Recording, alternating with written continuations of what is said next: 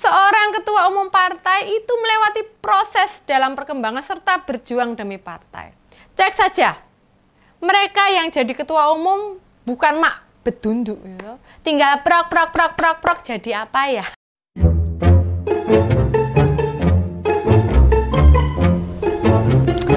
Hai, ketemu lagi di ngos-ngosan ngopini santai bareng Mbak Yus. Mbak Yus tuh sebenarnya pengen banget merespon setiap komentar di konten-konten ngos-ngosan ya, supaya ada interaksi. Hanya saja nek wes dibales ngeyelnya itu sundul langit ya, sundul langit. Berbeda pendapat, beradu argumen, saling tidak setuju atau tidak cocok itu hal biasa. Tapi buat para pendukung kepala negara, gelap matanya itu loh yang sundul langit ya. Jika Pak Jokowi dikritik, wes sudah kayak keluarganya yang dilecehkan. Lah mereka itu bedain dong, ngeritik sama menghina aja nggak bisa gitu loh. Gimana mau diajak adu gagasan? Dan belum lama ini Pak Panel Barus dari DPP Relawan Projo bilang, Projo berharap Pak Jokowi bisa memimpin partai politik. Pak Panel, memangnya sekarang Pak Jokowi kader partai mana ya Pak? Apa sih partainya Pak Jokowi? Mbak Yus pengen tahu, kasih tahu dong, tulis di komentar ya Pak. Memangnya bisa segitu enaknya usai menjabat presiden lalu jadi ketua umum partai? Mungkin di pikiran Pak Panel dia ngebayangin Mas Kaisang itu ya, kira-kira gitu toh. Lalu baru 2 hari jadi kader PSI langsung jadi ketua umumnya. Apalagi soal nama Pak Jokowi yang punya track record politik panjang. Ditambah beberapa partai sudah membuka diri kayak Golkar maupun PAN.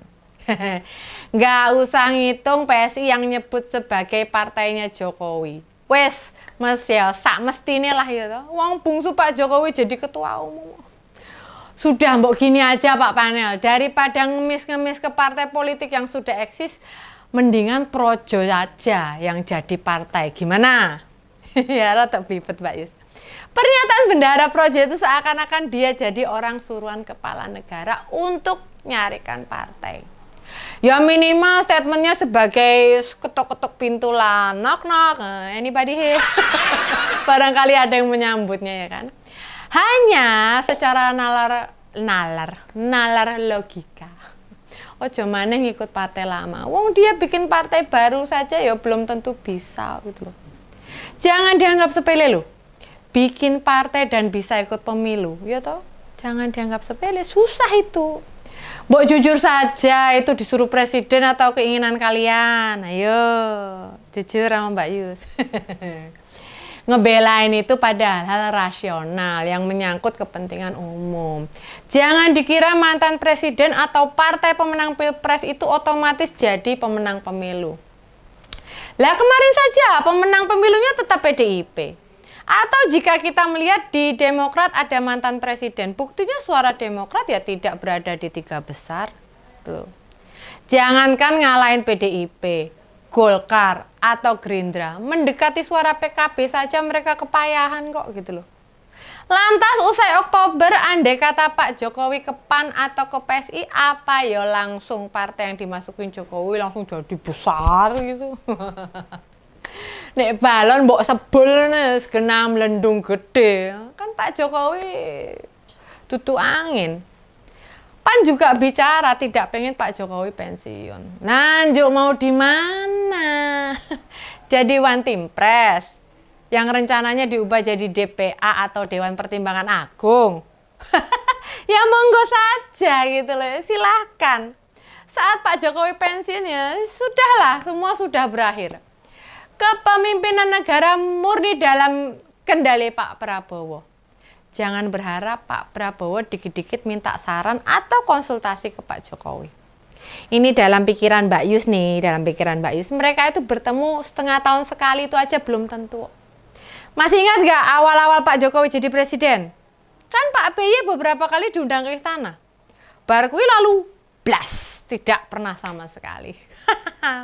Ya kan presiden butuh belajar, menyesuaikan atau nanya-nanya gimana caranya jadi kepala negara. Itu loh. Tapi itu kan Pak Jokowi belum tahu atau tidak dekat sama istana sebelum jadi presiden. Nah, sedangkan Pak Prabowo berapa belas tahun dia ada di istana negara. Dia kan menantu mantan presiden kedua. Otomatis kehidupan istana negara bukan hal yang aneh buat dia gitu loh. Bukan hal yang sulit lagi gitu loh. Iya kan? Dulu Ketua Umum Relawan Solmed Solidaritas Relawan Merah Putih berharap setelah jadi presiden Pak Jokowi jadi Ketua Umum PBB. Ingat loh, ini bukan PBB Partai Bulan Bintang gitu, apalagi peraturan baris berbaris. Yang dimaksud PBB di sini ya beneran Persatuan Bangsa-Bangsa alias United Nations. Mbok padakne negara sak donya nggone mbahmu piye. Sayangnya setelah Pilpres berlangsung Pak Jokowi belum pernah datang ke sebuah acara internasional yang mengundang banyak negara. Kan banyak pandangan dunia menyebut majunya Gibran sebagai penurunan demokrasi di Indonesia. Kita akan tahu sikap pemimpin dunia menempatkan Jokowi.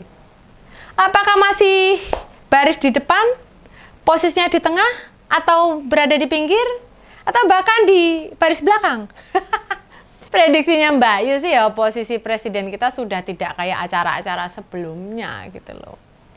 Jadi Pilpres kemarin memang itu hak kita sebagai warga, kita menjalankan konstitusi. Namun negara-negara di dunia memperhatikan, menilai, dan memberi kesimpulan. Apakah Pak Jokowi itu presiden yang masih hebat? Kenyataannya banyak tanggapan miring gitu. Bila pandangan dunia saja begitu, para pendukungnya ini cara membelanya masih membabi buta. Apalagi ya tadi, pengen presiden jadi ketua partai politik. Negara ini bukan milik sekelompok orang, terlebih partai gitu loh. Seorang ketua umum partai itu melewati proses dalam perkembangan serta berjuang demi partai. Cek saja, mereka yang jadi ketua umum bukan mak bedunduk gitu. Tinggal prok jadi apa ya? Namanya Pak Tarno. Halo Pak Tarno. Ya harus ditunjukkan dulu bagaimana membesarkan partai, berjuang menaikkan pemilih, mendorong aturan yang menguntungkan rakyat, dan lain sebagainya, gitu loh. Pak Jokowi pernah berjuang buat siapa? Partai mana yang diuntungkan Pak Jokowi? PDIP. Coba aja balik ke sana lagi. Banyak di antara pendukung meyakini Pak Jokowi tidak dukung Pak Ganjar, biar untuk membuktikan Pak Jokowi lebih besar dibandingkan PDIP. Memang Pak Ganjar di Pilpres kalah, tapi benarkah suara PDIP jauh lebih besar dibandingkan suara Pak Ganjar? Cek saja gimana faktanya. Bahwa beneran suara PDIP turun, tapi apakah PDIP di pemilu tidak jadi partai yang memperoleh kursi terbanyak? Dan tanya saja ke kader partai atau simpatisan partai KM. Apakah jika Pak Jokowi masuk ke partai pendukung Prabowo Gibran, tak lama kemudian bisa jadi ketua umum partai? Mbok ya sudah, tidak perlu berhalusinasi. Ngoyo woro ranggena. Mbak Yus pengen membuktikan. Masuklah ke partai Pak, gitu. Dan kita lihat apakah ada dampaknya Pak Jokowi di partai itu. Nah, nek Mbak Yu sih yakin banget ada dampaknya. Tapi yo dampak negatifnya ya lebih gede dibandingkan dampak positif. Nggak percaya? Buktikan saja omongannya Mbak Yus. Iya kan para ngosor? Segitu Ngos-Ngosan Ngopini Santai bareng Mbak Yus. Kita ketemu lagi di Ngos-Ngosan selanjutnya.